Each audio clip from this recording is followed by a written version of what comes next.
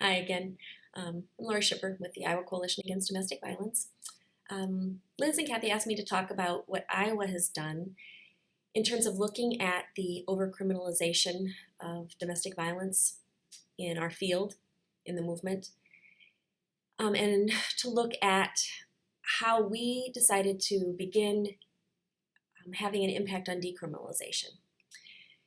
This all happened at a Movement to End Violence coalition conversation where I got to hear Beth Ritchie talk about this and how our field, 30 plus years ago for some of us, started making legislative changes around mandatory arrest and enhanced penalties and new felonies related to violence against women, interpersonal violence.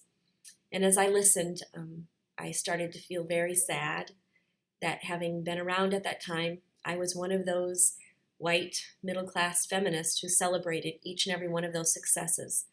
And as I started to think about, at least in Iowa, who else was at the table, it was other white middle-class feminists doing this work.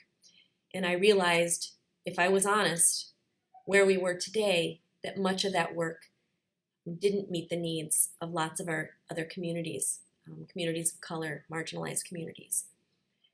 And as at the national level, through the MEV and Novo Foundation, we started to look at what would happen if we took marginalized populations and centered it in our work, or more importantly, took our work to the margins, how that would look different. I got really excited, and I thought, I work with a group of people in Iowa who will get this. I have coworkers who will get excited about this, and I know our culturally specific programs will be on board and will probably say, about flippin' time, which is what happened. I came home and people got excited, and we talked about how to roll this out. We were talking several years, and then all of a sudden we realized we're starting a legislative session. Why wait? Haven't people waited long enough? Isn't there a sense of urgency that we should be feeling? And so we decided to jump in, and we were in the middle, or not in the middle, we were in the middle of planning, but we were about to go into our legislative session.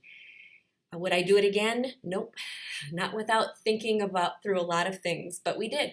So we went into the session with dating violence, for instance, being on our agenda. We had tried to pass dating violence legislation for 13 years. This would have been our 14th.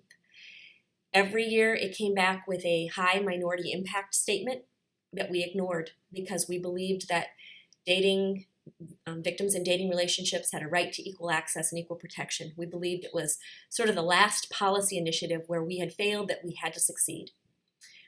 When we stopped and looked at the impact that that legislation would actually have and the actual impact that mandatory arrest has had, it didn't balance for us. And so we pulled back from our dating violence legislation, which also meant we pulled back from allies who had supported us for years and legislators that had been with us on this, were champions for our agenda.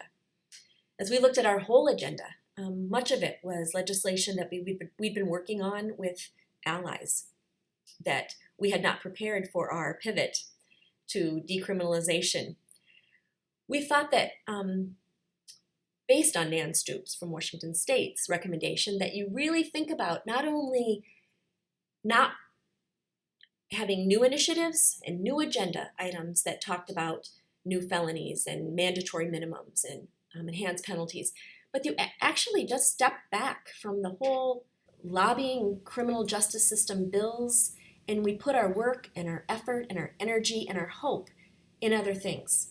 And we know from stepping back from the shelter-based work and moving to a mobile advocacy housing-based initiative that the only way we were able to do that is to stop doing something that we thought didn't work anymore. Now, we believe also we've done great work in Iowa, and a lot of the criminal justice system work we've done and the allies we've built will still be there if we pivot and go in another direction. So that's what we did. It was very hard. I felt a lot of sympathy for our policy person, Laura Hesberg, who every day had to go to the Capitol and get yelled at by our allies who couldn't believe that we weren't supporting legislation that they had championed for us for years. We simply said no, and we had to be cheerleaders for our policy people on a daily basis to say, why are you doing all the legwork for that legislature on this? Remember, we were going to walk away. We weren't going to spend energy on this.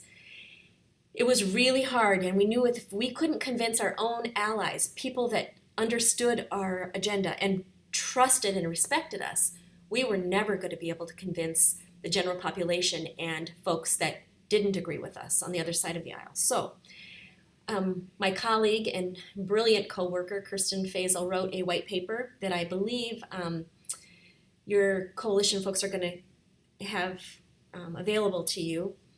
And that actually helped. It was complex. We tried to shorten it. We realized that the issue around marginalization and overcriminalization and our past work in this area was complex and it couldn't really be shortened. So we wrote a difficult white paper and we gave it to everybody. It helped a lot, especially for our allies, to understand that this was a thoughtful process, that we weren't just deciding to do something else and sort of flippantly throwing our work of 4 generations aside, that this was really thoughtful. Today we're doing listening tours across our state with marginalized populations. We're working with our culturally specific programs to help us identify folks that we may not know exist that we need to hear from. And so for the first time, I think, in the history of the coalition, we're going into populations of folks who have been working on social justice issues forever, that we have asked to help us with our legislation, but we have never said what's important to you and how can we maybe open a door for you? How can we erase a barrier? Where do we intersect in our work? And sort of rise to the top work of social justice organizations that have been working on anti-oppression work, issues around poverty, race for years, that we're now interested in what their agenda is and how we can be of assistance in that. And we are not supporting any legislation that creates new felonies, has any mandatory minimums attached, any enhanced penalties. We haven't gone so far as to look at walking back some of the legislation that we've created, that we personally wrote and got passed yet. But I don't think that we can say we will never do that. I don't think we have the luxury as a movement that didn't listen at the time we created this to communities that it impacted, that it devastated. We don't have the luxury of saying that we'll never do that in the future. I think there may be a time where we need to say, this worked for some people, but it hurt a lot of people, and its success didn't balance.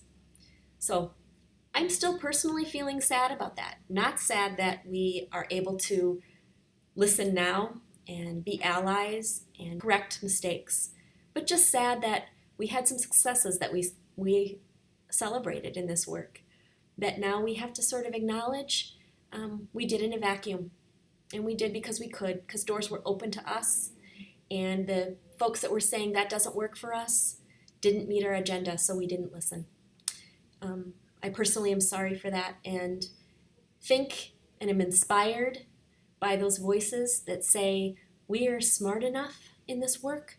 We have enough amazing people providing leadership in this work that we can do things differently and look back 30 years from now and be proud that we were able to be honest and have integrity in this movement and fix things that didn't work for survivors and look at a overall anti-violence social justice agenda that looks at all the intersections of oppression and does good work.